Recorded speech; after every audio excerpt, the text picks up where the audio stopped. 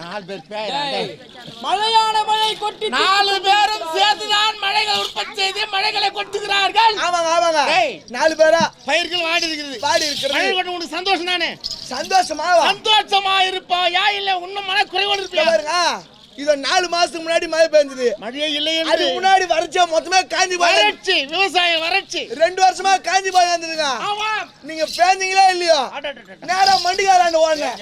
ஏமா மண்டிகாரா மழைகளை கொட்டி சந்தோஷப்பட்ட உடனே சந்தோஷம் ஆகி போச்சு. எனக்கு ரொம்ப சந்தோஷம் ஆயிடுச்சுங்க. எங்க ஒண்ணு நேரா காஞ்சி ஓடியாங்க.